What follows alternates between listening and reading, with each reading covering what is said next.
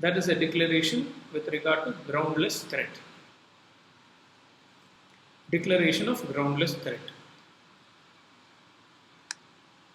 Now, the declaration with regard to groundless threat is again a suit where the relief is to declare that a particular threat was groundless. That's it. In 106, an aggrieved person can make a suit or file a case against any person who is entitled to a patent application, who is interested in a patent application, and all others. By all others, we meant that, or any other person, whether you are interested or not. That's what we meant. Or anyone, whether interested or not. Now, the relief you can claim in a suit for groundless threat is that the aggrieved person can claim a declaration saying that the threats are unjustifiable. They said groundless threat is where a patentee or an applicant just makes threats either in the media publicly or by way of communication saying that you are infringing my patent, I will file a case against you. He does not actually file it. He keeps saying, I'm going to file a case against you, you will be liable for just, it's kind of a harassment. So you could get a declaration saying that these threats are unjustifiable, or injunction against continuation of threats. The court may say that the patentee or the applicant should not make any threats. The court may injunct him. And there is also a provision for claiming compensation by damages. Now, what is the defense that a person, normally a patentee or an applicant, can take in such cases?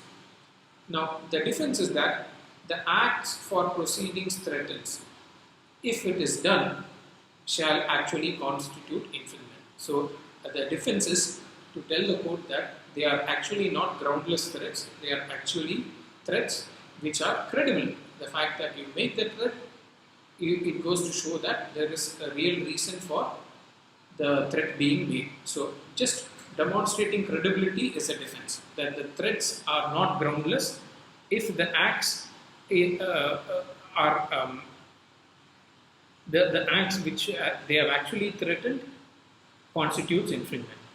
But however, if a patentee sends a notice to a competitor saying or disclosing the existence of a patent, that does not amount to groundless threat. Okay? Saying that you send a letter saying that I am the patentee and I hold a patent number so and so granted by the Indian Patent Office for the title, and the patent is hereby enclosed. The disclosure or the notice does not itself become a threat. But in the same letter to say that you are also infringing this patent and I will be taking an action against you, if that is made, the competitor can construe it as a groundless threat and take an action. Whether it is groundless or not, the court will eventually decide, but it gives an opportunity to file a suit. Now, in the United Kingdom, these provisions are being used in a variety of cases to decide jurisdiction. So, whoever moves to a particular court, the jurisdiction starts from that court. Okay, so this has been used strategically to determine which court will have jurisdiction. Now, what are the kinds of threats? Now, there could be threats during a contractual relationship, during license negotiation. The threat can come by way of a legal notice by the patentee. Threat could be an oral threat issued in some negotiation during between the parties. It could be a written threat sent by communication.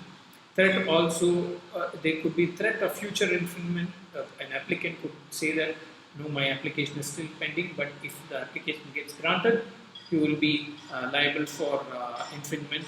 And threats could also come in a without prejudice communication. Okay? Communications which people would send without prejudice.